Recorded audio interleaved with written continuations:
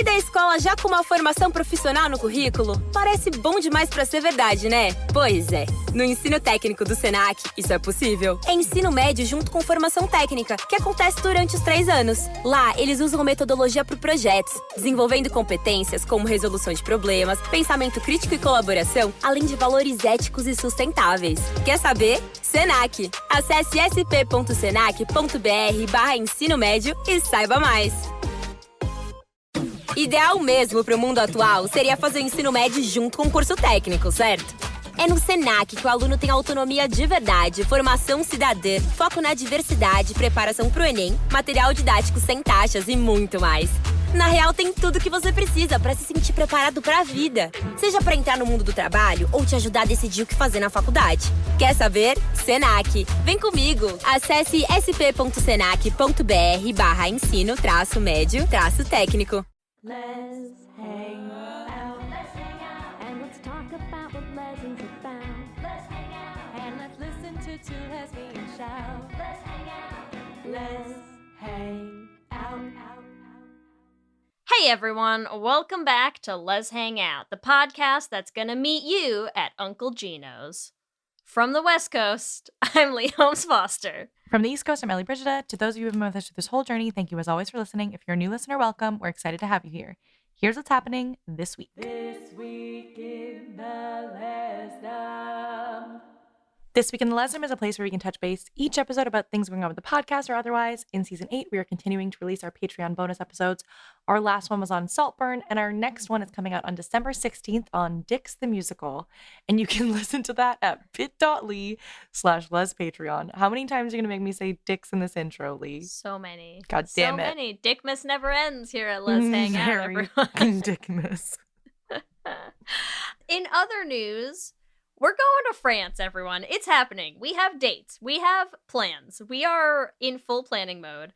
We are going to be going to Paris and Bordeaux from March 31st to April 6th. If you are interested, we have kind of a limited number of spots. We are running this trip ourselves, not with Trova Trip this time. So Ellie and I are trying to keep it to a manageable group of people for ourselves. So we have sort of a limited number of spots. If you are interested, you can sign up at bit.ly/LezDoFrance. We are so excited. We had such a good time in Croatia. We have been trying to make another trip happen, and we're just psyched. We're psyched. You know you all want to come and hear me speak French all week. It's going to be great. Leigh will speak French all week, and I'll take you out to the gay bars and we'll have a grand old time. There you go. That's the vibe. The That's yin what and the we're doing. yang here. Incredible. In the greater Les universe, Yellow Jacket Season 3 is coming out very, very soon on Valentine's Day. What a romantic time to eat your girlfriend. The vibes are impeccable. Listen. I'm really on today. Speaking of Valentine's Day, on Valentine's Day, I will not be with my beautiful, loving, amazing wife. I will, however, be in Long Beach, California for TGI Femslash, probably watching the Yellow Jackets premiere, I guess, because what else are we going to do? If you don't know Femslash, it is a very small, very fun convention of just sapphic media fans, okay? We are going to get together, we hang out, we talk about all of our favorite gay shows, gay movies, gay books, gay actors, like whatever. This is not come and meet like the big stars. This is come and be with like the nerdiest nerds who are so into sapphic media. It's a blast. So if you've never gone, if you're thinking of going, I'm going to be there. I went last year for the first time. It was incredible. I can't wait to go again. It is over Valentine's Day. That's okay. That's okay. Spend Valentine's Day with the gays, okay? That's what I say. Perfect. So February 13th, February 16th, Long Beach, TGI Femslash. If you want to look it up, you can find it at tgifemslash.com. It's great. Also, in the greater Les universe, the Wicked movie premieres this week. And I'm saying it's a Les universe because we know those bitches are gay. And they we are be gay. And we are for sure going to be doing another Should Have Been Gay on Wicked because we did a Should Have Been Gay on the musical. But I can imagine there's going to be a lot to dive into with the gayness of the film. So we cannot wait for that. I'm seeing the movie this week, so I'm excited about that. Leigh, do you have your tickets to see the movie yet? Of course I don't have tickets to go see a movie in theaters, Ellie. What do you think my life is? But Leigh, it's wicked. Listen, do I need to dive back into, like Gelfie fan fiction first? Maybe. Listen, If we all you have our see process, one okay? film in theaters this entire year, Leigh, Okay. this is the one. I'll line up a babysitter. I'll make it happen. I'm so proud of you. Let us know, listeners, if you see it as well. I know we're going to be talking about it for a while. That's what's happening this week. Back to you, Ellie and Leigh. Thanks, Ellie and Leigh, and welcome to episode 8 of season 8. How that feels, I don't know. Nice and round. 8. Our next installment of Lez-ssentials. Lez-ssentials is a recurring segment on the show where we dive into classic lesbian movies or shows. And as a reminder, we are also writing and recording original songs for every Lez-ssentials movie that we do. Ellie's already cracking up. And that's because our Lez-ssentials song for this movie is the reason we are covering Driveway Dolls. And that's because I just wanted to write a song with this title, and it's called Member of Congress. Literally so hilarious. And for this Lez-ssentials, we're talking about the 2024 movie Driveway Dolls, starring Margaret Qualley, Geraldine Viswanathan, and Beanie Feldstein. Beanie really gave it to me in this movie, so I can't wait. Beanie Feldstein in this movie Is so funny. Was a fucking mood, Riot. honestly. Yes. Like, you know what I love? I love sometimes when you get characters like that where I'm like, we are like an ACAB house here at our home, but like you can't not root for Suki in this because she's fucking crazy and the biggest dyke. And I'm like, honestly, I'm here for it. Incredible. I'm here for it. The outfits that she wears, A+.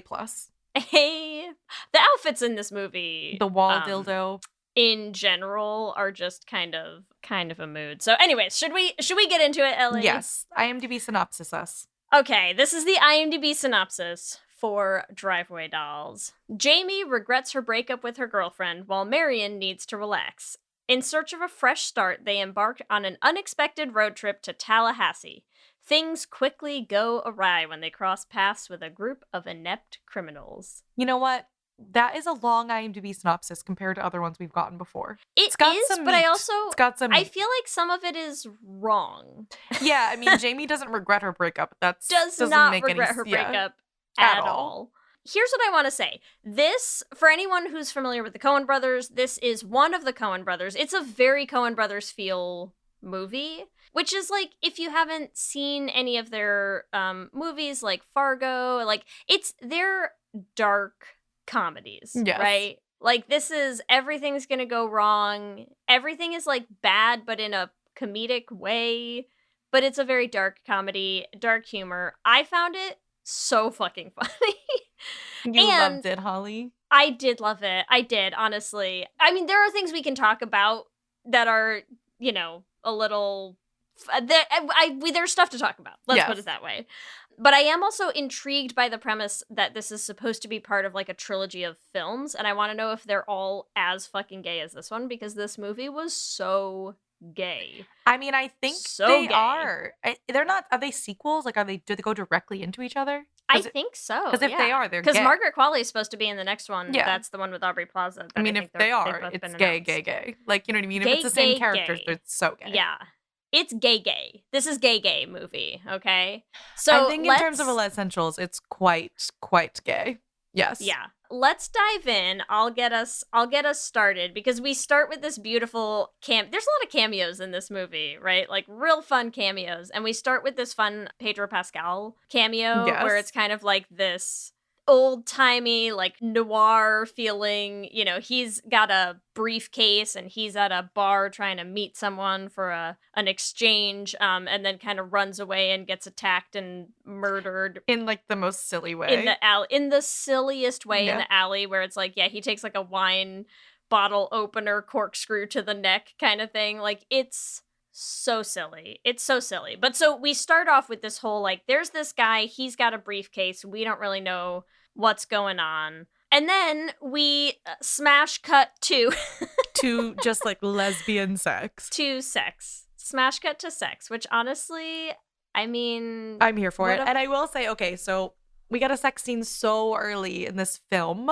Yeah. What are your And thoughts on this sex scene? This sex scene is wonderful. For Do you what think so? For what it is. Okay. It Say is, more. Like, it's just, like, so comedic. Yeah. Like, the fact that she's getting, like, a phone call during it, and she's trying to, like, still continue the sex while she's, like, listening to a voicemail. So we is so we funny meet to me. Jamie. Jamie's having sex in her apartment that she shares with her girlfriend. Not having sex With her girlfriend. Yes. Is important to mention. Having sex with someone who is very decidedly not her girlfriend. That's how we meet Jamie. And we meet Marian, who's leaving her the voicemail, right? And Marian is like as buttoned up as you could be, right? We set this immediate contrast with like Jamie, who is fucking and cheating on her girlfriend, right? And Marian, who is like, I have an engagement. Yes. To the asshole at work that keeps trying to ask her out, right? She's like full buttons done up all the way. And she is just extremely proper, straight and narrow, like stick up the ass kind of personality. We are really setting the extreme ends of I have the to tell spectrum you, here. this film gives me PTSD. From what? What do you think? From my relationship, Leigh. Well, okay, listen. Do you need another therapy? Do you need Yeah. another therapy episode, Ellie? Yeah. Should we do that? It's not exact. It's definitely not exactly the same, but that the severe opposites attract. I was like feeling sick. That's why I don't like this movie, Leigh. Okay, So, that's fair. I have That's to throw fair. that out in the universe. Or, I don't want to say I don't like this movie. It's enjoyable enough. Yeah. But the chemistry between the two main leads, I cannot buy into is tough. at Yeah, all. it's tough. Like 0%. Like I buy into it like -25. And so that's a struggle for me when we talk about the opposites attract kind of like deal that they're trying to Sure. sell us here. Here's what I will say about the sex scene for me, and because this is going to be one of my things about this movie, is like what I think about is funny about Drive Away Dolls is it kind of really straddles a lot of things for me where I'm like, there are times where I'm like, this is so accurately gay. Like this feels like gay. Like this feels like a gay person wrote this gay. Like Jamie's outfits, right? Like Yes. Jamie in like the pants with the belts and the tank tops and the like.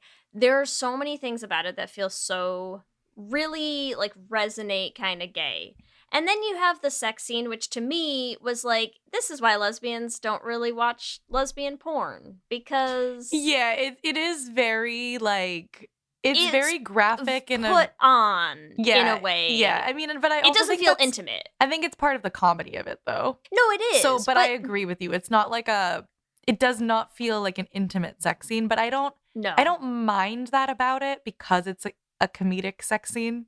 But I can agree Sure. with you that it is not like It's hyper. male It's male gazy. It is like, male gazy. very voyeuristic kind of like there were the thing is there were so many things where I was like, wow, I feel seen. And then that you're like, nope, I feel watched and objectified. Yeah, because like the And that's actual weird. like I'm like the acts that they're doing also, it's like at one point like Jamie's sitting on this girl's face, right? Yeah. But then what is Jamie like before? I feel like what is Jamie doing to this other girl? Is she going down on her also? She's going down on her first, yeah. Like when Marian calls the first time and leaves the voicemail, she's like under the blanket and stuff. Yeah. And it's not the acts themselves aren't the problem. It's not like they're like doing weird shit that you're like, it's who does like that? the orgasms are weird. Yes, Yeah, it's like like the sounds, style the of sounds and the sound, breathing like and the- like it's the giggle- it's put it- on. but that's it's what I'm saying. porny. It It's- feels weird. It was giving me Bridesmaids. Like, you know that scene when in Bridesmaids when she's having sex with John Hamm? No, but maybe I've just PTSD blocked it You out. probably have.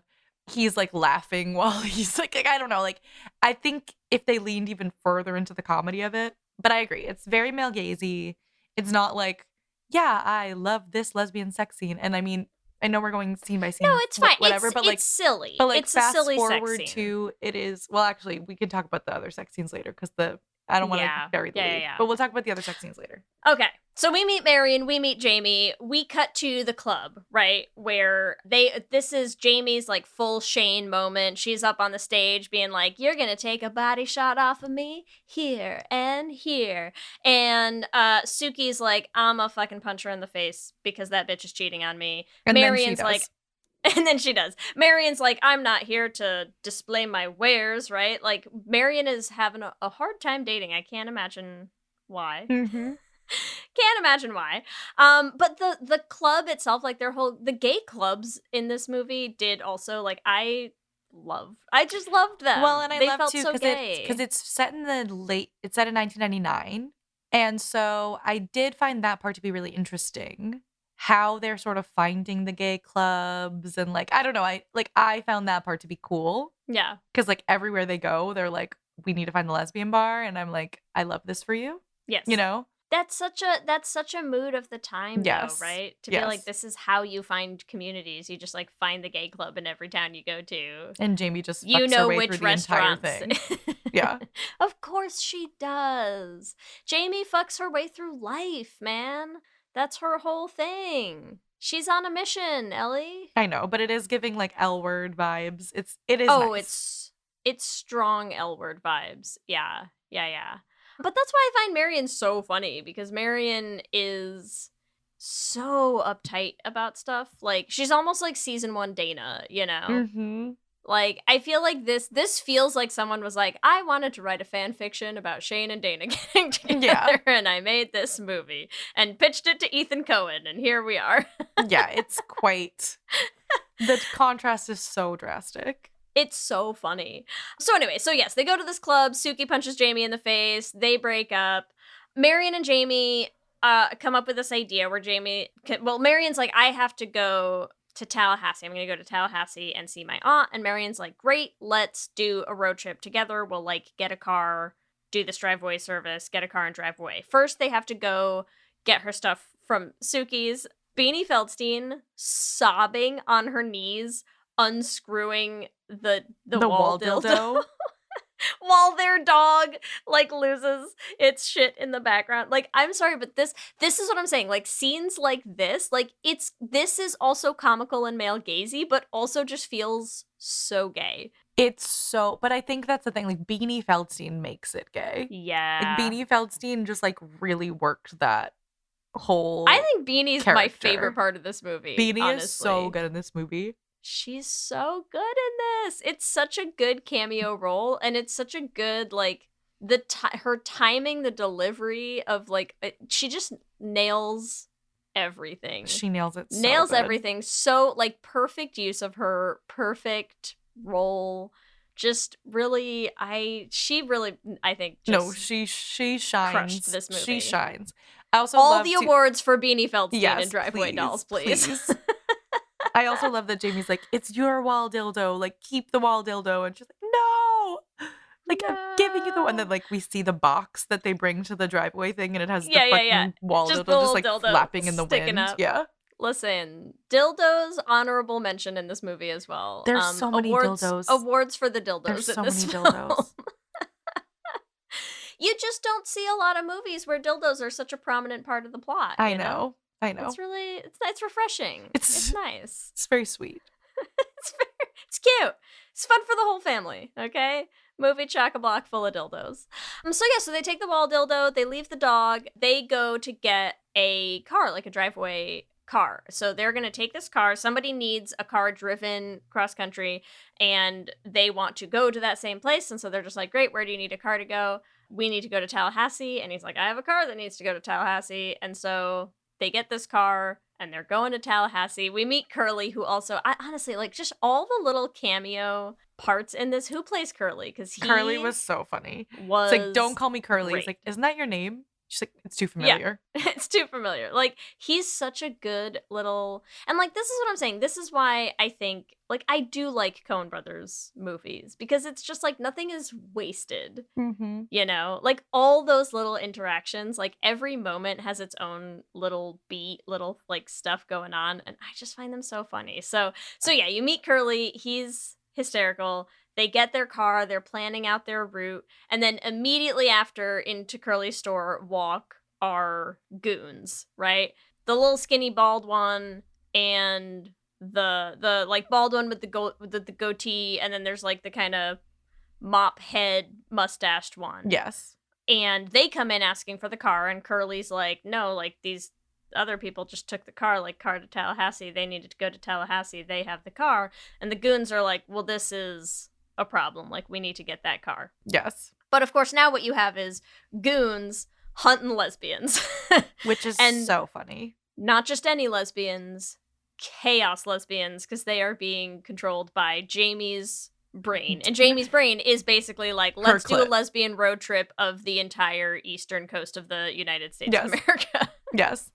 I mean, I see you, Jamie. Like, I appreciate you. Like, when she's writing on the map and she's like, this lesbian bar and this diner and this gay thing and this, like, yes, all of the above, please. Yes, I love it. We need to see a Dixie cup. Who doesn't need to see a giant Dixie cup, right? Exactly. You have Let's to. meet up with some lesbian soccer players. Like, why not? We're gonna get there. So they're in the car, they're driving, they're starting, and they're also like, they're having this is the other thing that I love is like, this is very gay culture to be like, we're in a car, we're doing a road trip, so it's therapy. Oh, right? yeah. It's therapy time. She's like, let's psychoanalyze Your Marian's lack, life. yeah, your lack of sex for the past, 3 years? Yeah. Marian, hon. Marian. You gotta Gotta get get that taken laid. care of. What does she tell her? You need like a good steamy fuck. Yes. Yes. So accurate. So they're having therapy sessions on their road trip. The goons are gooning with Curly and being like, we need this car. Like, how do we find them? Who do we, like, did you get a number? Did you? Because of course it's 1999. Like, they don't have a fucking Yes. cell phone or anything. And of course they have Suki's number. Beanie They freaking Feldstein, have- come. Yes. So they figure out like who, they beat the shit out of Curly, and then they're like, where can we go? And we're kind of setting the stage of like, this is here's what's going to go wrong in this movie, right? Is like, they have this car they're not supposed to have. Clearly there is some contraband, something that we don't know about that they now have, that the goons are after. Now they're after these two lesbians. Meanwhile, these two lesbians are asking the, like, octogenarian at their roadside motel, like, do you know where the gay club in town is? Where do the lesbians go hang out? I'm also just dying. Like, I'm like, I don't know. I was like, this was an interesting part of the film for me, which was like, they're sort of saying it's not safe for us in the South. Yeah. And also not acting. Also walking around with, like, a fucking pride flag at all not times. acting very cautious about it. No. Which I think I like, and also was concerned. Yeah. You know what I Yeah, mean? yeah. Like, I feel like they were like, I don't know. I think maybe I like it more than I was concerned, because I'm like, yes, let's not like just like have the trauma of being gay in the late 90s be pushed on Yeah. everyone also. But it was an interesting juxtaposition where it was like, she was like, lesbian, don't let the sun go down on you here. And also, Yeah. let's ask this old man about the gay. Like, you know what I mean? Do you have a Do you Time have Out a book with magazine? gay and lesbian listings? Yeah. And also doing it in that outfit. Because again, listen, I think Jamie's outfits for me, whoever did the costuming, no, I need to look it up because they need a shout out, honestly. Let's see.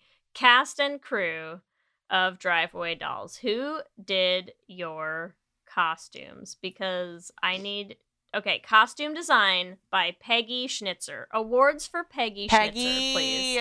Peggy, you fucking nailed it. Peggy, you are definitely a dyke.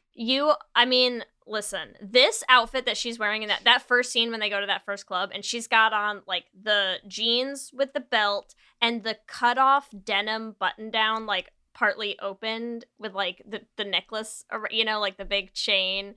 It's like the muscle shirt denim button-down. And I'm like, this is a fucking mood. I'm like, no, listen. The Shane archetype, it is what it is. It had its time. It still has its moments in the community. But I'm like, yeah, Jamie would have fucking pulled. Like, let's be real. She would have walked into any bar. And pulled. Yeah. Just girls throwing themselves at her. I mean, like, and we see it pretty consistently. Yeah. And there is one thing to learn from Jamie, because listen, Jamie is a problematic, controversial type of personality and character. But I think there is one thing you can learn from Jamie that's very important, and that is confidence. Yes. Okay? There is something to be said for the Nipple confidence. ballsy amount. Yes. The nipply amount of confidence that Jamie just exudes every second of this movie. And props to Margaret Qualley for bringing that energy, because she fucking crushed that as well. Like, she gay. She gay. She's so gay. She's so gay. She's gay. And there's just something so funny about the contrast, again, between her in her fucking denim muscle shirt button down and Marian, who is in, like, a full suit. She's in, like, a button down shirt and a blazer. She's in, like, a pantsuit. To go out, and I just it's funny is all. It's just very funny. She's looking like she just came from the office. Yes, like she looks like she's going to a meeting with investors. Yes, right. And Jamie looks like she's here to fuck, she is. Yep, she's here to fuck. She is here because she digs the female body, and she wants everyone to know it, and they do, and it's great. And it's great. So they go to this bar. Love the gay bars. Every gay bar in here is just like... I know. Which one is this one called? Is this the She? There's like a... No, the She Shed, I think, is when they get down in Tallahassee, right? The She Shed. I love that. Butter churn. The butter churn. The butter churn. I mean, just incredible. Literally so funny. It's great.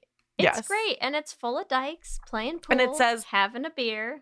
It says the lesbian bars in the movie were influenced by the lesbian bars screenwriter Trisha Cook frequented in New York City, including Meow Mix and Caddyshack.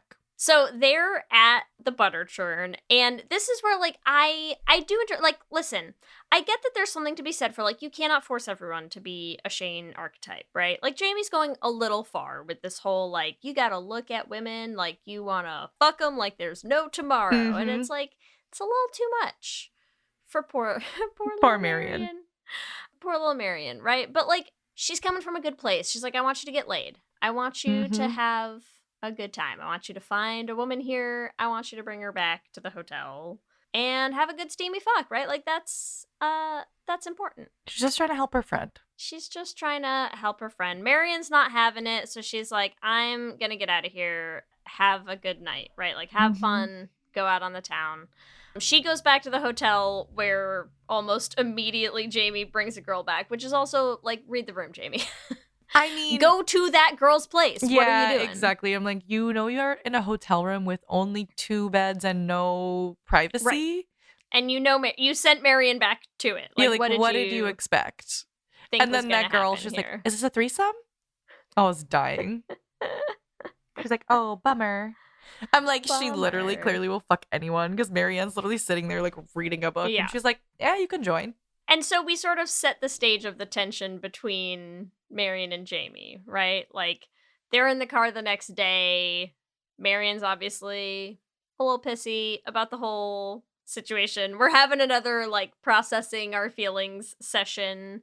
Listen, lesbians love a therapy session, okay? Like, what are you gonna do? That's what we do. We love to talk about our feelings. Exactly. What else are you gonna do in the road trip, right? Yeah. I mean, talk about your feelings and have sex, and they're not gonna have sex with each other, so. Not yet. Exactly. Not yet. So they're continuing their road trip, and Jamie, like, whips them off the highway because she sees a Gino's Pizza. And she's like, you gotta go to Gino's. Shit always happens when you go to Gino's, right? So they go to Gino's, and they find the world's gayest soccer team, which I just... Listen, so tracks. This is what I'm saying about this fucking movie. Like, it's so it's just funny. It is lesbian chaos. It is like, yes, they basically are just like fucking their way down to Tallahassee with these 2 men chasing them. Yes. And they're like hitting all the lesbian high points. And the fact that they find this soccer team and Jamie is immediately like, what does she call them? She says something about, like, they are, like, committed lesbians. Yeah, committed lesbians. It just, something about this soccer team, like, so here's the thing. You know, I went to Mount Holyoke. I've heard of it, yeah. a lot of committed lesbians there as well. And it was like there was just something about this soccer team that I was like, this must have been what our rugby team was Looked like when they went to at Mount in Uncle Holyoke. Gino's, yeah. Yeah, like, and also like this is basically The like basement my makeout understanding parties. of the parties. Yeah, you're like, there's no way that these people are having these parties and just like sitting around No. talking. Like they're No, hooking up dude. with each other. Yeah. Well, and it was like when I was in college, like someone legitimately, because again, this was like prime, like L Word, Gen 1 was still actively releasing seasons when I was in college. So like someone made a chart, like there was a legit physical chart on a piece of paper that lived up in the like attic of one of the dorms on campus that was largely based around our rugby team. That is Right? honestly so funny. And Yeah. that makes complete sense. It makes complete sense. Yeah. And so there's just something about like the vibe of this soccer team for me. I was like, college. Honestly, I feel like memories, that's my sorority. Basement makeout parties. Yeah, my gay sorority, where we're just like, let's have a party, and then we're all just kissing. That scene is it's just so good. It's so good. So they meet these soccer players, and they go to this basement party where it's like, forget speed dating, man. This is literally just like on a time, like, what do they have? They have like a fucking vinyl playing somewhere, and they're just like, when the song changes, like switch partners. I know. You know what? Rotate to the left, everyone. And I'm like, this is the gayest shit I've ever You've never been to a seen. rotating makeup party, Leigh? I apparently have missed out on some things in my life, Ellie. I don't know what to tell you. Me either. Don't know what you're talking about.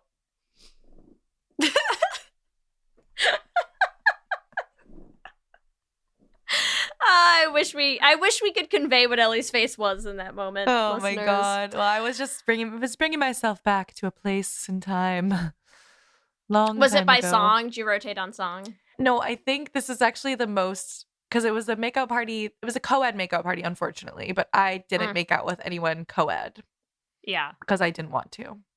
But there was a man there who just said, "Next." So that was the rotation. Yep. incredible. At the makeup party that I was not at. At the rotating makeup party that I never attended. Incredible. That is what I envisioned would have happened. This, you know what else I love is like sometimes what really brings me joy is to imagine the casting process For the lesbian soccer players? for some of these roles. Where I'm like, what was the audition for these parts? Because like there's no lines. Did they just say like, hey, put these soccer socks on and Make out mount with that. this Mount. this other girl and let's see what it looks like. All right, great. You're in. I feel like it's just like a bunch of extras and they were like, are you comfortable making out with girls? Great. Check mark. Here we go. But here's the thing. Like, you still have to find extras who have, like, the fucking mullet and dyke energy that some of these girls had. I know. Because, like, these are not just any off-the-street extras. They're so fucking gay. They're like searching like- for lesbian extras. Yes. Yes. I want to know what that casting process was like. And like, why I want to didn't know. we I get- want to why know a didn't we little get the casting sheet. call ahead of time? Yes. Why didn't you send it to us? Where was the piece of paper that they like stapled up in a dyke bar somewhere, being like, "Do you want to make out on camera on a couch?" Yes. The answer is yes. It's for a legit movie, we promise, right? Like, what was the fucking That's process so of funny. this? That's the thing is like the sex scene in the beginning with Jamie and what's her face, Carla, is that her Yes. name? That I'm like, yeah, whatever. The basement makeout scene, I'm like, this is the best, It's funniest so fucking gay. scene I've ever seen in my life. Like, I love it so much, you know? I'm like, forget fucking sex scenes that you're gonna replay. I'm like, I would rewatch that basement makeout scene just because I'm like, it just brings me gay joy. Mhm. It just sparks something in my gay little heart. But so they're doing their little rotation, and of course, right? This is very like, there was only one bed. There was only one lap, and that lap was Mhm. Jamie's. Mhm. And Marian was supposed to sit on that lap. And yeah, I don't know what happens there. What's going on? Something's happening. Well, Jamie's like, I'll make out with anyone, sure. And Marian's like having a time. So I'm saying, Marian's I'm like, having a I whole just- time of it. in the script, I get it. And in practice, I'm like, I feel like they kiss. To me, they kiss and you're supposed to be like, oh, they have chemistry, light bulb. And I feel like it was like they kissed and I was like, that must have been a bad kiss. And then she leaves. Is that what you think? Is that you're supposed to like see it and like buy all these sparks or something? I think so. I don't know if I read it that way. I feel like you're supposed to see, like, to me, the thing about that kiss was that it felt very, like, clashy. What do you mean? Specifically. Like, that I feel like there was this disconnect between, like, Marian's looking for a real connection. Jamie's just like, this is what I do. You know, I'm, like, performing my confident sexual appeal. Mm-hmm. That it's specifically not what Marian was looking for. That, I think it wasn't sparks you're supposed to see. I think it's the disconnect between Marian being like, I wanted something real, and what she's getting back isn't real at all. She's getting the Jamie special, you know? Yeah, because, like, of course, it always is going to be the Jamie special. Right. That's just how Jamie is. Yes. But that's what I think. Is like, when you watch it, you're like, you're watching Marian be very standoffish, and you're watching Jamie, like, act like she can't tell somehow, you know? Yeah. Like, it's weird to be like, oh, I'm super into this with someone who's like, not into it. Yeah. Like, I'm like, this is not hot. No, it looks weird. Yeah. It looks weird. So that's, I don't know. That's how I interpreted that scene is like, I feel like what you're seeing is the beginning of Marian looking for something that she's not getting back right now. But the other thing that I love is then from there, we cut to the scene of the goons meeting Suki. This is why, like, every time Beanie Feldstein's on screen, I'm like, yes, more Beanie, please. Like, this is so funny. She, like, beats the shit out of this man. Beanie Feldstein holding a fucking goon, like, with the but, like, what do you call those? Like, the police baton kind of, like, to the throat, while just having, like, a casual conversation with the other guy. Man. Yeah. Is so the funniest priceless. Thing it's so priceless in the world. And also, like, this is the thing. Like, the lesbian X of this all is one of the best parts of this. One of the best and most gayest parts of the film for me. That's why I love Suki. Yeah. Because I'm like, she's like, oh, you're looking for her? Here. Okay, when you kill her, let me know. Like, please let me know how much you beat the shit out of this person. Yeah. Like, she cuts the picture and she writes on it. Like, it's so good. Okay, I have some thoughts on that picture as well. So first of all, the goons coming in and being like, hey, like, we don't want to have to hurt your friends. And she's like, hurt them as much as you want. Yeah, like, she's that like, please energy. fuck them up. Yeah. Yeah. She's like, who the fuck cares? She's like, they're not my friends. Do what you want to them. And he's like, okay. But also that picture, can we discuss like, I know I've talked about Jamie's outfits in this movie. They cut it out. And so you really only get to see it briefly. But do you remember what Suki is wearing in that photo? I feel like there's a beanie. So she's wearing like a kind of like oversized, like orange. It's like an orange checked shirt. Mm-hmm. And then she's got like a backwards baseball cap. And it's like the shirt is like unbuttoned over a tee. It's so 90s dyke. It's wild. And I'm like, you really only get to see it for a second. And I'm like, that image needs to be like preserved for forever. Posterity. Yes. Because it is like, it's the jeans, like button down orange, big checked shirt, backwards baseball cap. It's such a mood. And then to have Jamie like lying in her lap in the same like tank top, like long chains, belt, jeans. And you're just like, this really captures something. Like, this is an era of time, you know, that I fucking love it. But it's a beautiful time capsule. Rips her picture out, hands it to the goons with her fucking, like, what does she say? Like, love will bite you in the ass or something. Yeah. It's so good. It's so good. It's so good. So she meets the goons. Let's take a quick break here and we will come back and talk about what happens next. At Radiolab, we love nothing more than nerding out about science, neuroscience, chemistry. But we do also like to get into other kinds of stories. Stories about policing or politics, country music, hockey, sex. Of bugs. Regardless of whether we're looking at science or not science, we bring a rigorous curiosity to get you the answers. And hopefully make you see the world anew. Radiolab, adventures on the edge of what we think we know. Wherever you get your podcasts. Contained herein are the heresies of Radolf Buntwine, erstwhile monk turned traveling medical investigator. Join me as I study the secrets of the divine plagues and uncover the blasphemous truth that ours is not a loving God, and we are not its favored children. The Heresies of Redolf Bantwine, wherever podcasts are available. Hey, do you like true crime? Me too. And I know what you're thinking. There's so many true crime pods out there, you've already heard all the stories. Well, what if I were to tell you you're wrong? I'm Leroy Luna, the host of Excuse Me, That's Illegal, the podcast that takes a hardcore look at softcore crime. I've got a back catalog of hundreds of bizarre and hilarious stories just waiting to be heard by you. So come join me. Excuse Me, That's Illegal is available anywhere you get your favorite podcasts, with new episodes dropping on the 10th, 20th, and 30th every month, baby!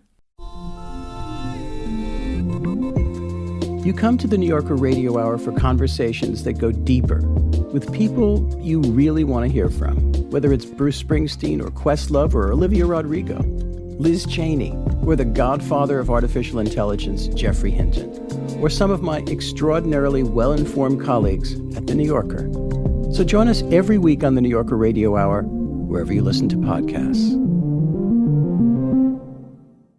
Okay, so we have left the party. And what I love about the leaving the party, so this is what I'm saying about that kiss, is like, I feel like they kiss and that's the first time where you first see Marian realize, like, this is not what I want, right? Because she gets up and she does, first of all, there's nothing, maybe this is just me and this feels deeply, deeply right for the type of gay that I am, that Marian immediately gets up and she's like, if you bring someone back to the room, like, you know, don't worry about me, basically. Like that whole, the sort of like self-effacing, like obvious, like, hey, I'm hurt, but I'm gonna play it off, right? Yes. So right. And I think her saying that and the way in which she says it, that's the first time that I think you see Jamie starting to catch on here. That right? Marian has feelings for her?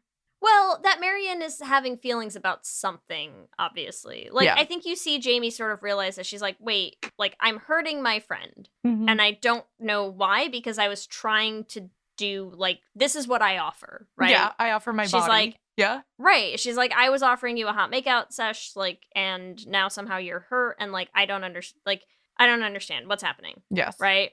And so Marian, like, runs away and immediately gets arrested, basically. Yeah. For walking at night. For walking. And I do love her attitude with this cop where he's like, where were you? She's like, a house. Like, where are you going? A hotel. Like, which one? I don't fucking know. Yeah. Is it smart? No. Is it funny? Yes. Yes. Correct attitude. Listen, let's just take a hot moment to interject to say, like, yes, this is the attitude to talk to. All men should receive this attitude for the next, honestly, 4 years at least, right? At least. This is the attitude, ladies. Immediately gets arrested, and Jamie's having like the gears are starting to turn in her brain. Something's happening, right? Because she's making out with this other girl in the car that she was clearly planning to bring back to the hotel. And she's like, actually, maybe not. Yeah. Maybe not tonight, right? Which is a first for Jamie, huh? It is a first for Jamie. So she, like, you know, drops that other girl off, whatever, I don't know what, drives back to the hotel to go see Marian, who, of course, is not there. Marian is in a lockup cell somewhere, having flashbacks to tiny baby gay Marian, which also, like, the flashback scenes that Marian has to her childhood with the neighbor next door. Yes. Like, this is what I'm saying about, like, there are certain things in this movie where I'm like, there's no way that, like, a straight man came up with that on his own. Yes, you know? well, the writer, Trisha Cook, is clearly a lesbian. Yeah. I mean, has to be, right? Yeah. Wait. Or bisexual. She's married to Ethan Coen. Really? That's his wife? Mm-hmm. Oh, identifies as lesbian and queer, has been married to Ethan Coen since 1993, but they have a non-traditional relationship with separate partners. That is incredible. That is incredible. Wow. Progressive icons. Ethan Coen and Trisha Cook. So she is gay. She's full on gay. They have, like, I mean, I don't know if it's a lavender marriage. Do you have to both be gay in a lavender marriage? Feels very lavender marriage, yeah. Right? Well, she said, I think that It's however, I guess it's however she identifies, right? But yeah, there's a whole article in the New Yorker about them. She said at some point she was spending all of her time with him and she was like, what am I doing here? Like, let's make this work. It's so cool. That's kind of neat, actually. So yeah, Trisha Cook fully gay, which makes a lot of sense because I'm telling you, there are things in this movie that I'm like, no straight man did this, right? Yes. Like, no straight man. And love that this man with a lesbian wife was like, let's write a lesbian trilogy Let's write together. the gayest fucking movie ever. Like, incredible. Amazing. So and again, like, there are things about it where I'm like, it feels a little, again, it's a little, like, performative male gazy in the way that it's done. But there's something, like, I refuse to believe that there's a queer person watching this who is not like, yeah, I look back at my childhood and you're like, yeah, here's all the gay ass shit that I was obviously doing that I just like didn't understand at the time. So Leigh, and was you it were jumping on a jumping on a trampoline? trampoline to see some lady, some half Was naked it woman jumping on a across, yeah. trampoline to see someone's boobs? Like, no, maybe not. But like, there's something that you look back on that you're just like, Yep, you were so there gay. it was. There it was, that gay ass shit that you were doing. No, mine was not jumping on a trampoline to see my neighbor's boobs.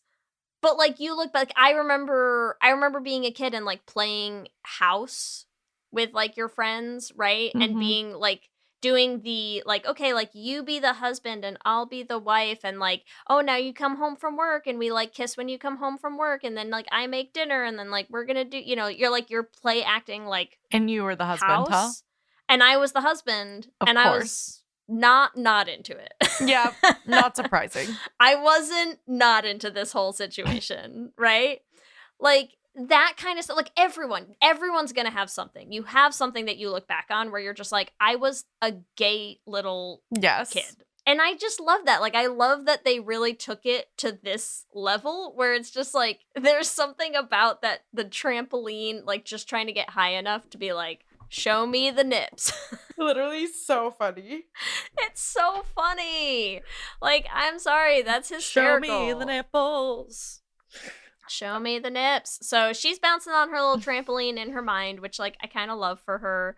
I also feel like we should mention, because we haven't talked yet at all about all the trippy cut transition scenes that have been happening through the movie, because there's been a couple already where you get these sort of very like with Miley, psychedelic, like lava lampy kind of weird hooking up transition with some men. scenes. Do we get the transition? Yeah. When is it when she's like having sex with someone in the I think that's a little later, but like you've had a bunch of them so far. Like they just kind of keep transitioning scenes with these very trippy. You know what's funny? You know what those scenes always make me think of? What? Do you remember? Did you ever watch like all the old claymation Christmas movies? Yes. Okay, so do you know in Santa Claus is coming to town?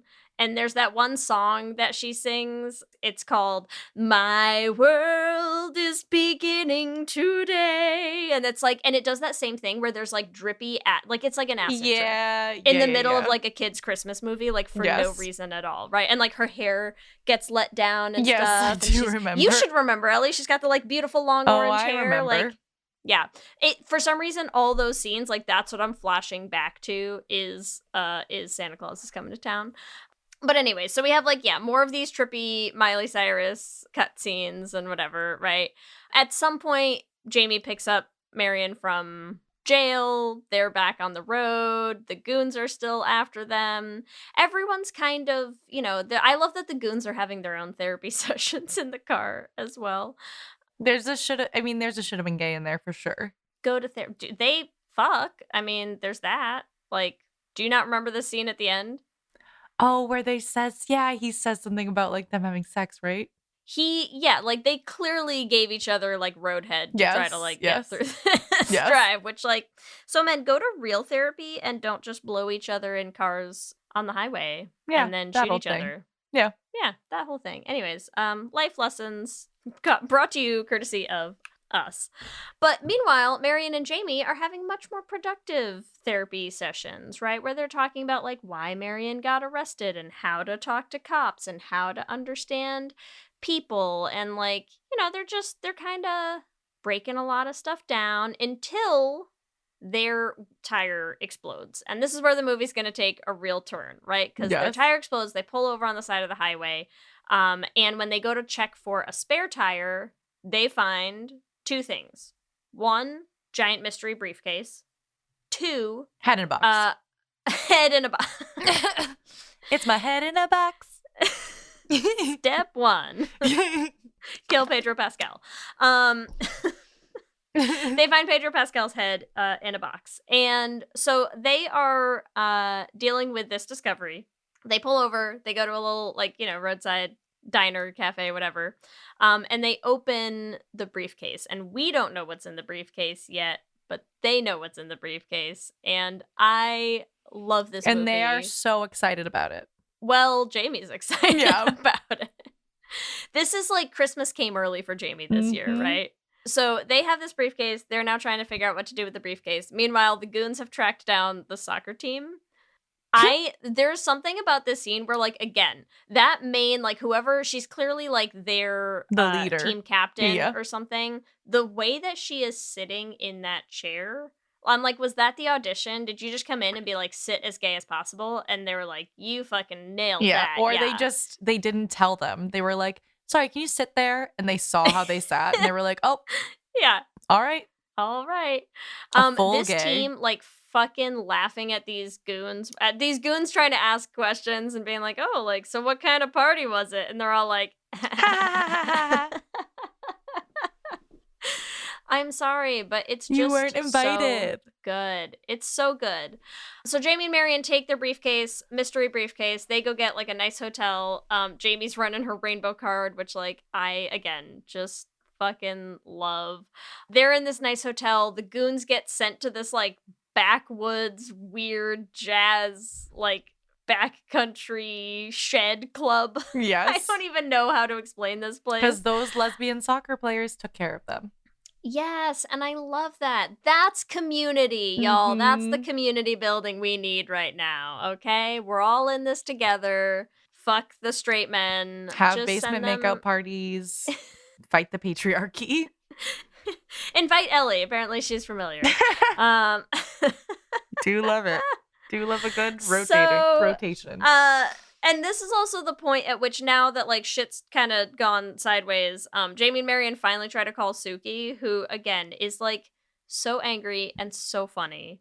And they're trying to tell her, like, hey, there's this whole, like, shit's happening. Like, you should go look into this. You're a cop. Like, figure out what's going on. There's, like, a massive bust that you could probably do, right? And Suki's not having any of it. She's like, what the fuck are you talking about? Who the fuck is Curly? What, like, Who the why fuck are you... is Curly? Who the fuck is Curly? Where the fuck are you? What's going on? The goons are trying to chase him down back to Tallahassee. Like, everything's sort of slowly converging, right? And while that's happening, they're gonna go on a date, of course. Of course. What are your thoughts on the date, Ellie? Like I said, I just don't buy it. Like, I feel like No. they're sitting at the date and there's, like, wine and whatever. And Jamie's like, well, you're due for a good fuck, so I'm going to give you a good fuck. And, like, oh, You want hot? something done, you gotta do it yourself. Yeah, I've decided I'm going to take it upon myself to really fuck you good. So are you down or what? Like, it's, like, not... Like, I just feel like... Why also did we not make you do this whole episode in her I don't accent know, from the because that top? accent is better than Margaret Qualley's, and it's not good. But I don't know. I'm just like what? They have nothing in common. Like, I don't see sparks. I don't see chemistry. It's just like Marianne being like, well, I haven't been fucked in a few years, so, like, I guess, sure. Like, I don't see it. I don't see it. But it is a funny scene because there's that man who's pouring their wine. The waiter's there the whole time. The entire The time when they're whole talking about just, like, time. having sex with each other. Yes. But Like, honestly, I just feel like if you such have a to, like, mood. have that conversation, you don't have chemistry. I see that. Like, At the same time, I feel like Marian has been established pretty concretely at this point in the movie as, like, not your typical chemistry kind of person, right? I Like, know. I don't think Marian is not a fuck up against the wall kind of person, right? I know. I think she wants the straightforwardness of someone being like, hey, I see you and I see what you need and I can do that for I you. see what you need and I'll give it to you. But that's what I'm saying. It feels very transactional. It is very transactional. It feels so transactional. It doesn't feel romantic or intimate in any way.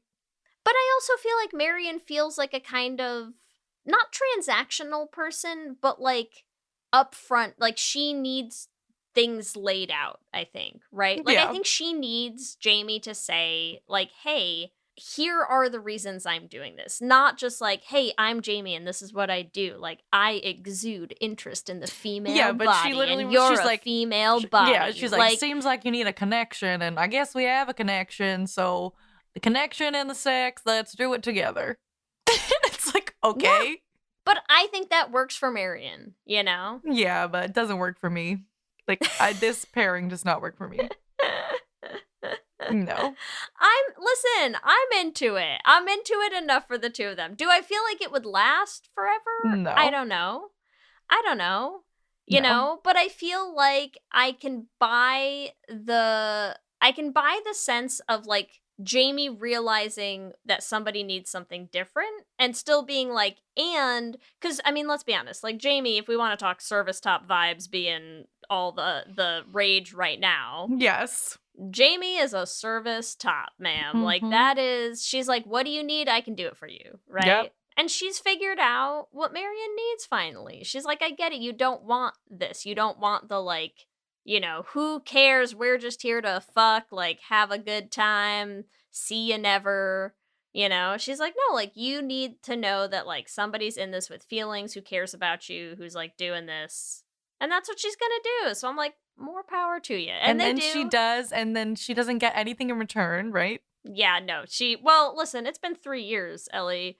I think Marian immediately passing out and flashing back to more of her childhood, you know, obsession with her neighbor's naked body feels exactly right. Makes like sense. She's probably got some pent up stuff to do. But yeah, I also do feel like I don't know. Yeah, the sex in general, and this is like, you're right. It's like so performative also, where it's like, when she wakes up and she's like fucking herself with the dildo or whatever. Yeah. Well, also, should we go back to like when we actually figure out what's in the suitcase? Oh, when did they figure out what's in the suitcase? I think that is when you figure out what's in the suitcase. Are you sure? Yeah. Okay. Yeah. She's fucking herself with the dildo, and that's when you see the briefcase open, and Marian walks over to the briefcase. And that's when you realize empty space in the dildo case.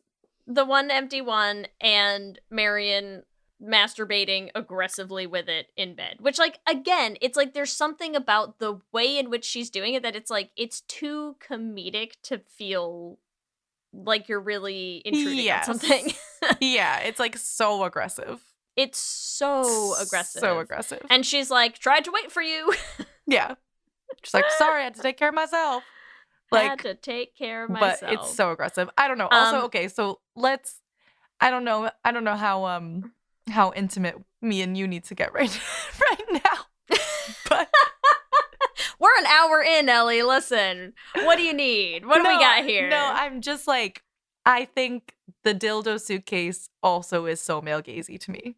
It's very male gazy. Because I'm like, I get it. Do we need to get into like how do your dildos get stored and travel? Yeah, or just like, I don't know. That's why I'm saying, I'm like, or like, I don't really use them very often because I don't need any sort of phallus involved in my lesbian sex. Listeners, we're going to have a poll for... So that's my personal opinion. I know... Dildos, yay or nay? I know a lot of people are pro dildo. I'm not yucking anyone's yum on the dildo. But it's a divisive issue, I think, for lesbians, though. Like, that's fair. Yeah, like, it's not something that I personally enjoy or need. So I feel like the fact that it's like the like golden dildo of life, like this is like okay, but like was the dildo really what got her off? Hey man, you know, she found the perfect dildo. Mm-hmm. She's got it. And right after using it, the goons are gonna burst in on them and lock them up and question them because of course they leave the dildo, which I think is so fucking funny. Dildo happens to fall out of Marian into the bed, and they bring them to a racetrack to be questioned. This is where you have the scene where he's like, I'm not gay, because they were clearly like blowing each other in the car or whatever. And then that one goon like kills everybody. He like kills the other goon, kills the sort of head goon guy, and then runs out of bullets and runs away. Yes. And Marian and Jamie escape from the racetrack, make their way back. Before he kills the guy, they tell us why the dildos are so important. Oh, yes. Well, I mean, it's very important because it's the senator's dildo. Exactly. It is literally what is Miley Cyrus's character's name? They call her something. It's like Tiffany Plastercaster. That's what it is. Yes.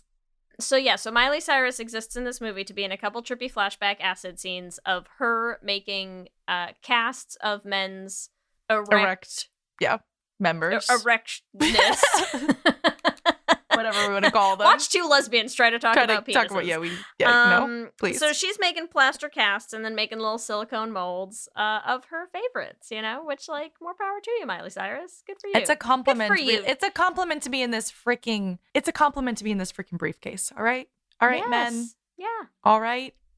But there's All 5 of right. them. One of them's a senator. Like, they're all like high powered. One of them's like a Supreme Court justice, right? Like, it's like just super high powered men and casts of their dicks. And that is what we are working with. And that's what the entire movie has been about, these goons getting the dildos. This entire movie so is Matt hilarious. Damon's dick needs to be retrieved from a briefcase, Yes. right? Which, like, honestly is just so fucking funny. So I'm funny. sorry. It's so funny. Family But I values, also Matt love... Damon's dildo must be retrieved. I also love that they get out, right? They like break out from the ropes and stuff. And the first thing they do is Jamie's like, okay, you go deal with this. She's like, I have to go to an art store real quick and buy some supplies. And she buys supplies to go make her own cast so that they can return the dildo. It's so which, funny. like, it's so funny. It's so funny. Meanwhile, Suki's made her way to Tallahassee with the dog because she's like, you're going to get the dog. And after, like, she's making her little plaster cast or whatever, but then this is where they have sex in the shower, too. And Yes. I'm sorry, but it's funny. It's funny for Marian being like, I want to make love with the senator's dildo. Like, It's so ridiculous. it's so insane. I don't know how to say this to you. I want you to fuck me with the senator's dildo. Is like a just quintessential line of film. It's like, so crazy. that is a great line of dialogue. So they get the senator back his dildo. They Get a he shit ton probably of gives him money. Get a shit ton of money. Yeah, he gives him, like, right? $1 million. Suki shows up to like shoot him when he tries to double back around and kill them. They make off with a fuck ton of money, a dildo, a pair of recast dildos of the senator's dick. Suki's made like a big arrest, and they get in a car with Marian's aunt Oh my god. to go birding and tell her how they want to move to Massachusetts. So they can get Because there's married. Gay marriage there. And I'm just like, honestly, what a fucking movie. I know. What a fucking movie. It is so gay. Lesbian sex, dildos, gay marriage, blah blah. But here's what I will say. It's like, I understand, because you know that there was like very mixed reception to this film. Which I think is interesting. And I do think part of it is like, I don't know that everyone is into the humor of Coen Brothers movies. Like, I do think that's a big part of it. Yes. I think it's a very specific brand of humor. Yes. And I love it. Like, I think their movies are hysterical. Okay, I like this one, actually. I like this one. Okay. Only watched the whole movie because my wife picked it. She agreed it was awful. Too far-fetched. Thinking only lesbians might like it. But I doubt it. Do lesbians search out sex all day, every day? It was silly. Not in a good way. That's The amazing. one is supposed to be a free spirit, but just comes off as being an ass. Also, they were just like, yeah, I think they were just, like I said, I don't buy the chemistry between the two leads. And that, for me, is a hard sell. When I'm watching a movie where I want the two main lesbian characters, I want to be like rooting for their relationship, right? I feel like I watched it twice. So I watched it once, or like a long time ago when it first came out, and I was like, it's fine. I think I also just got bored. Like there's something about the pacing of the movie that like I was bored. Like I feel like I kept checking in and out. The accent I could not get. I know you said you had a hard time with that. I think it's funny, honestly. This is what I think is like, I think the point of a Coen Brothers movie is that it is too absurd to be real. Mm-hmm. Like they always are. The timing of things, the central plot, like the conceit of what's happening and why these people are in these situations is always insane. And the outcome is always insane and like too ridiculous to be real. Yes. That's not the point. Yes. Realism is not what we're going for here. It is absurdity. And I think they do absurdity well. Like I think Ethan and Trisha as a writing duo on this movie, I think that it's like everything lands for me because I'm not looking for it to be realistic. I'm looking for it to be insane, and it is, you know? Yeah. I feel like to me it's more like bodies, right? Like it's chaotic, but this is chaotic in the gayest way. It is. I mean, as far as the Lez-ssentials go, if you're looking for some gay shit, there's a lot of gay shit. There's a lot of gay shit. But yeah, it's just not, it's like, it was a fine movie. Like, I watched it and it was fine. It's not something I would come back to, I think. Is my own personal take. And maybe I don't like Coen Brothers movies because I don't know if I've seen a lot of other ones. Yeah, I have not seen a lot of them. I'm looking right now. Really? I've seen Oh Brother, Where Art Thou is probably like the one that I've seen Where the Art most. Thou, Burn After Reading, I think a lot of people have seen. No Country for Old Men was pretty big. Fargo is like their biggest one, right? Like Yeah. everyone I haven't seen has that seen one. Fargo. And like, I don't know, I think they're just funny movies. Like it is a specific type of comedy. Yes. But I think that it works for me. That's all I can tell you. That's crazy. But my point is I understand why we as a community were divided on the Drive Away Dolls. But I do feel but like... where do you land on it now? Because I know you didn't want to do a Lez-ssentials on this. I talked you into it largely because I wanted to write the song. Yes. I think watching it for a second time, I do think it's a good Lez-ssentials. Mhm. Because in terms of like check boxes, it is so gay. Like it's probably one of the gayer Lez-ssentials we've done. Yes. In terms of like gay content, right? Like the fact that it's like two main characters, both gay. They go to like lesbian bars every fucking place they go, right? There's dildos. There's lesbian sex. There's the lesbian soccer team. Like it is dripping in gay. So if you are looking to be to watch a film and feel like, wow, this is a lot of gay, you've got it. I think my point is I prefer a movie that's like everyone else. I don't think I prefer it, but everyone else is not gay, but the two main characters are so gay and into each other that I'm like, yeah. But that's if you're looking for a romance. That's what took me out. If you're looking for a romance, this isn't going to be it. I mean, like, is there romance? Sure. But that's not what the movie's about. It's not here to make you like really root for the chemistry between these people. It's here to put these people in an insane situation. Yes. But let's go through your general checklist usually, Ellie, right? So it's like, it's gay as fuck. It is gay as fuck. We've got some decent sex scenes. Yes. I'll give it the sex scenes. The lesbians don't die. Happy ending. Like, I think it hits a lot of your check marks. I'm agree. just saying. No, I agree it hits all my check marks, but I'm saying I didn't feel connected to it. It's like, it's like a relationship that's good on paper and you watch it and you're in it and you're like, why am I not into this? So I want to know what you thought. So listeners. it's more about my feelings. Did you see it was Driveway more about Dolls? my feelings than any sort of like thing I could point to. Yeah. I didn't feel invested in the movie itself. On my second watch, there's a lot of positive things about it. I think my first watch, I couldn't get myself in it. I watched Love Lies Bleeding by myself, and I was like, Kelsey would hate this movie, right? I watched Driveway Dolls by myself, and then 2 weeks later watched it with Kelsey because I was like, you're gonna fucking love this movie. And she did. She thought it was hysterical. Yeah. This is our kind of humor. This insanity is like, I don't know why this comedy works for me, man. It's just good. It's good. I think it's funny. It's okay. I mean, I agree. I think this should have agree with you. gotten I agree with you. more coverage in the queer community than I feel like it did, you know? Like, listen, I'm still listening to lesbians tell us to watch fucking Ammonite. I know. And no, this is out this there. exists. No, I agree.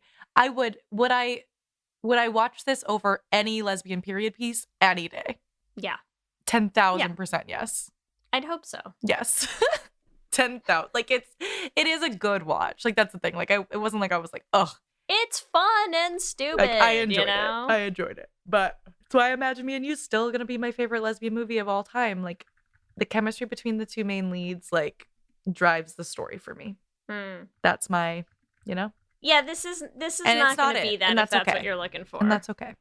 I think And if I that's look okay. at it out of that lens, I can agree with you. And I think that's why a second watch was good for me because I still felt that way, but I could see other things that I liked in the movie.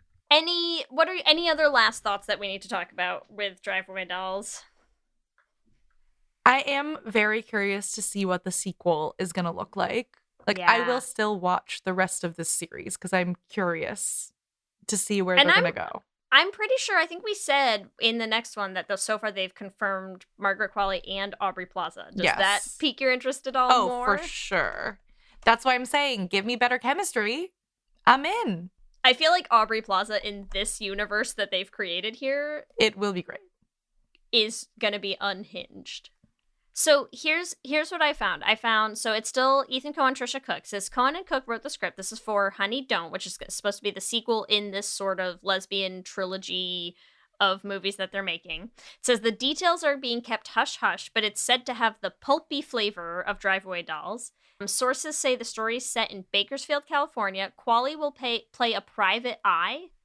Plaza will star as a mysterious woman, and then Chris Evans is in it, will portray the leader of a cult. So it sounds like it's not going to be the same characters, right? Yes.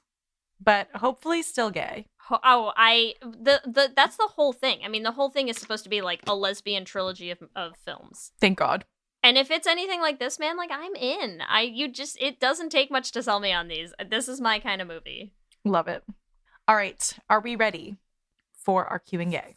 I'm so ready. Q and gay. All right, Leigh. Question number 1. What is your favorite gay bar name? A. Butter Churn. B. She Shed. C. Meow Mix. Or D. Bum Bum Bar. Oh, Where boy. the fuck did you So find hard. Bum Bum Bar? It was a bar in somewhere, New That's York so or funny. something in like the 90s. I looked up real names, okay? Well, I mean, for the rest. So Butter Churn and She Shed are from the movie, Yeah. obviously. I'm going to say, listen, I love She Shed. There's something about the alliteration there that I find pleasing. I love it. I did like That's the She good. Shed. Yeah, I would go. Question 2, Ellie. What was the gayest team at your college? Out of A, soccer, B, rugby, C, softball, or D, field hockey? Great question. I feel like it has to be rugby, but I feel like I knew a lot of lesbians on the soccer team. Ours were both very gay Yeah. as well, yeah. Yeah, I'm going to go with rugby. And to be fair, many of our sports teams Yeah. were very gay. Going to go B, rugby. B, rugby. Good answer. All right, question number 3. Who had the best cameo in the movie? A, Matt Damon, B, Miley Cyrus, C, Pedro Pascal, or D, Beanie Feldstein? I mean, listen, Beanie fucking killed this movie. Like, You I can't consider even Beanie pretend. to be a cameo, though? Like, that's a full role. I guess so. I've said I think like supporting role. smaller role. Sure. All right. I just think Beanie absolutely like stole this film for me. Yes. She was so good in this. For me, I think I just love Miley, the idea of Miley just like making plaster casts of men's dicks. Yeah, it's great. So funny. Question 4, Ellie. Are you more of A, Jamie, B, Marian, or C, Suki? I feel like the answer is obvious to this, but I would say A, Jamie. Get out your denim muscle shirt. Come on. For better or for worse. All right. Question number 5, Leigh, the big question we've been waiting to hear all day. Dildos, yay or nay? Listen, I'm not against them. I think they have their place. All right. So that's a yay. We can talk more off air, Ellie. Listeners, you heard it here first. Remember, you can give us your own answers to this episode's Q&A questions on our Twitter at Lez Hang Out Pod. Let me hear you say hip, hip, hip, hip, hip, with gay. We love hearing from all of you. We love continuing to build this community. So we just want to shout out some of our favorite things every episode. And we want to shout out Not Cat on TikTok, who left a comment on our Rizzles Should Have Been Gay video, saying, wait, so they're not gay? Which, honestly, yeah, exactly. Exactly. Exactly. That's what we've been saying, not cat. Also, for future hip hips, if you do want to find us, we are trying to make sure everyone knows we are no longer on Twitter. You can find us on Blue Sky if you want to look us up on Blue Sky, still at Lez Hang Out Pod, and drop your comments there because we probably won't find them on Twitter. Yes, please. As always, I want to thank our Lesbian Jesus patrons, Mark Foster, Lez-ssentials, Adi Benitez, Sophia Phillips, Armani Gucci, and our King Princess patrons, Amy and Ellen, and Andrea Doucette. Thank you so much for supporting the show. Our patrons single-handedly help us fund this entire show, so we super appreciate you. And if you want to join them there, you can do that at bit.ly/lespatreon. Remember, you can find us on all social medias. We are on Instagram, Facebook, Blue Sky, and TikTok at Lez Hang Out Pod. You can email us at lezhangoutpod@gmail.com. You can check out our website at lezhangoutpod.com. Whatever app you use for podcasts, make sure you subscribe so you'll be the first to know when new episodes drop. We also have videos going up on our YouTube channel, so make sure you subscribe at youtube.com/lezhangoutpod to catch them. Lez Hang Out is an independently produced show hosted by us with audio production by me. Our production assistant is Kristen Murison, and other podcasting shenanigans by Leigh Holmes Foster. If you want to help support the podcast, the easiest and freest way to do that is leave us a rating and a review on whatever app you use to listen to podcasts. It helps new people find the show. If you want to join our Patreon, we have 23 bonus episodes available for our patrons and a Patreon-only Discord chat where people are talking about gay movies, gay books, introducing each other, giving each other dating advice. There's all kinds of fun stuff going on in there. So if you want to join that, you can do that at bit.ly/lespatreon. If you want to buy some Lez Hang Out merch, as a reminder, we have migrated our merch over to our website. You can find it at bit.ly/lesmerch or just from our website. Click on shop at the top. But we have new designs going up. We got lots of fun stuff. We're going to be putting up our holiday designs pretty soon. So keep an eye out to get all of your Lez Hang Out gear. And remember, we have a queer production company making queer podcast musicals with guaranteed happy endings that you can find everywhere at $$beanprod. You can also check out our website, $beanproductions.com. You can listen to all the episodes of our first show, The Flame, on any podcasting app, and our second show, Journey to the Heart, also on all podcasting apps. And if you want to help support us in making more musicals, you can join our Patreon at bit.ly/$beanpatreon. If you want to find us individually, you can find me on Instagram and TikTok at Ellie Brigida. And you can find me on Instagram, Blue Sky, and TikTok at LSH Foster. With that, I'm Ellie. And I'm Leigh. And let's hang out again soon. Let's hang out.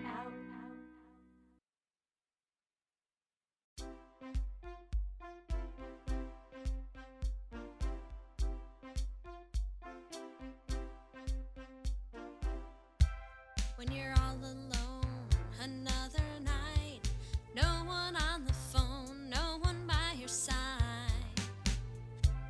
Where you gonna go to make it right?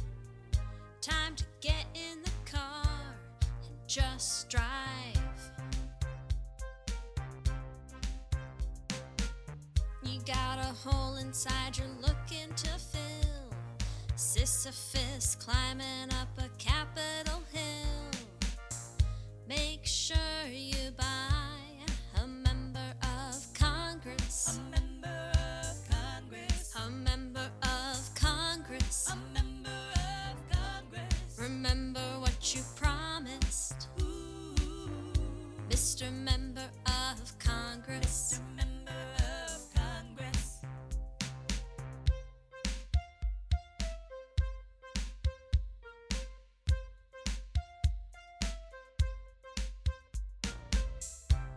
When you're not the type to make it last, you know what you like, always moving fast. Don't think too hard, no looking back. Every road you've been on was the right track.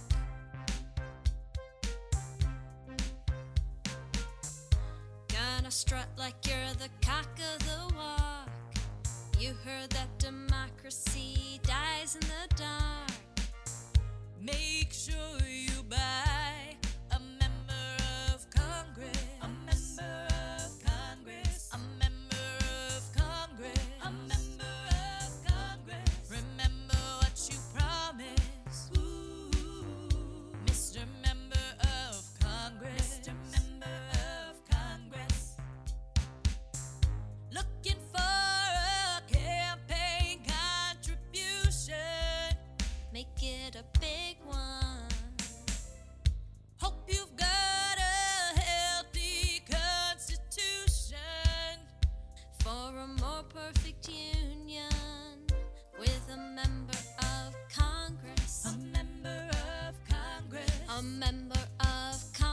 Congress. A member of Congress. Remember what you promised. Ooh, Mr. Member of Congress. Mr. Member of Congress. You need a member of Congress. A member of Congress. A member of Congress. A member of Congress. Remember what you promised. He's super packed. Mr. Member of Congress. Mr. Member of Congress. Give me that member of Congress. A member of Congress. A member of Congress. A member of Congress. Remember what you promised. Ooh, Mr. Member of Congress. Mr. Member of Congress.